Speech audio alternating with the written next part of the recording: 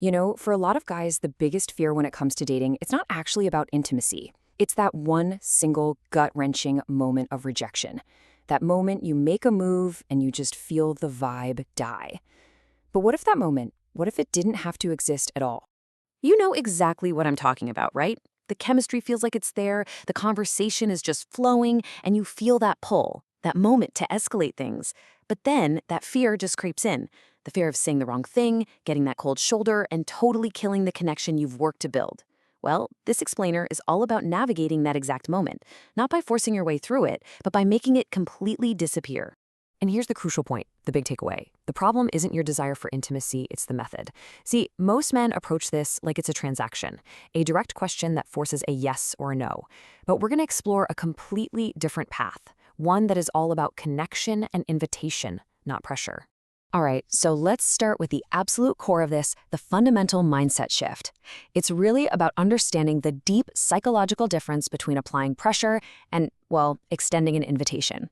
One path almost always leads to resistance, but the other, it leads to a natural, willing connection. Just look at the contrast here. It's night and day. When you ask directly something like, "Do you want to come back to my place?" You're talking to her conscious, analytical mind. That's the part that doubts, calculates risks, and thinks things through. But an emotional invitation, that speaks to her subconscious. It creates a feeling she can just step into, which makes the decision feel like her own discovery, not just her answering your question. So, how do you actually create that feeling? Well, it's not magic, it's straight up psychology. We're going to look at 3 core emotional switches. When you learn how to activate these, desire builds naturally. It allows attraction to transition into intimacy, well, effortlessly. And these are the 3 pillars: safety, trust, and anticipation. You can think of them as the emotional foundation. Seriously, without them, even the most intense physical attraction can just fall flat. If even one of these is missing, she's gonna instinctively hold back. It's just human nature. Okay, first up, safety. And I'm not just talking about physical protection here. I'm talking about emotional safety. It's that feeling that she can totally relax around you without being judged or pressured into anything. And here's the real key. Your emotional stability, your own sense of calm, is what creates this feeling for her. Now, that foundation of safety gets stronger when you build trust. And trust, well, it's earned through consistency. It happens when you say you're not trying to rush things, and then you actually don't rush things. It's about respecting a boundary.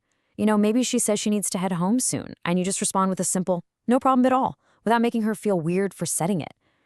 That is the foundation that allows for vulnerability, and that's essential for any real connection. And finally, anticipation.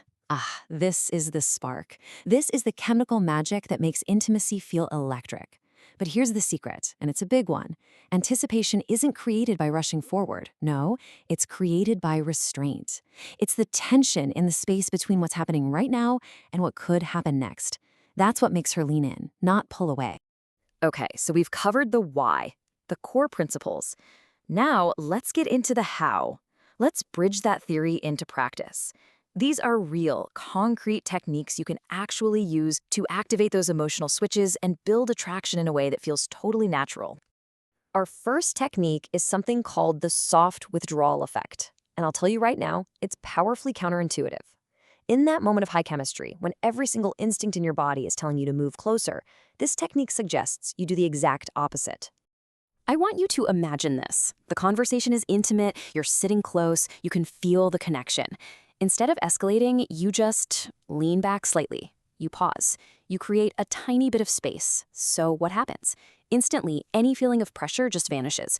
Her brain switches from a defensive mode to a curious one. Wait, why did he pull back? And in that moment, she becomes the one who wants to close the gap. It's not your idea anymore, it's hers. All right, next up, let's look at a technique that uses language. And it's not about asking for anything. It's about using your words to articulate and kind of shape the emotional atmosphere that you're both already feeling. So look at these phrases. Notice what they're not. None of them are a request. They don't ask for a single thing. Instead, they plant a seed. When you say something like, "I really like the way our energy feels together," you're usually just verbalizing something she's already feeling. And that creates this powerful sense of alignment. You're not telling her what to feel. You're showing her that you're on the exact same wavelength. And this brings us to the final and maybe the most important principle of all. It's the energy that powers all of these techniques. It's not a trick, it's not a line, it's a state of being. And that's masculine calm. So let's be super clear about what this means. Masculine calm is not about being stoic or cold or emotionless. It's actually the opposite. It's a form of emotional regulation. It's being so present and so comfortable in your own skin that you aren't anxious about the outcome. You're not trying to get anything, you're simply allowing the connection to unfold naturally. I mean, just think about the effect your energy has on her. That nervous, needy energy, women can feel that instantly, and it forces her into her analytical, protective mind. But when she feels your calm, grounded presence, it gives her permission to relax. Her guard just drops. Your calm becomes an invitation for her to do the same. Okay, so this is it. Let's bring all of these concepts together into the most critical phase. We're in the final moments of an interaction. How do you guide it towards intimacy without ever creating that dreaded moment of pressure or rejection? Now, here's a powerful reframe for that final moment, and this is a total game changer. Stop asking for a yes and start asking about a feeling. A question like, do you want to? It forces a decision and it always risks a no. But asking, does this feel too fast for you? That does something completely different. It's not a test. It shows you genuinely care about her emotional state. You're giving her control, which creates immense safety. And when a woman feels that safe, she often chooses intimacy herself. And the final piece of the puzzle is maybe the simplest, but also the most profound. Instead of asking for anything at all, just acknowledge the shared feeling. Saying this feels really nice isn't about you wanting something, it's about the beautiful experience that you are both having together. It shifts the focus from some kind of goal to the present moment, and it makes her a co-creator of what happens next, rather than just a gatekeeper.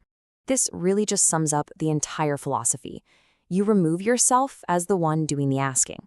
The feeling in the moment, the shared connection, that becomes the invitation. It's authentic, it's mutual, and it completely bypasses rejection because it's no longer a transaction. So, I'll leave you with this final thought to chew on. What if we've been looking at attraction all wrong? What if it isn't some kind of hunt? What if, instead, it's the subtle art of creating an environment of such profound safety and trust that she feels completely free to walk toward you all on her own?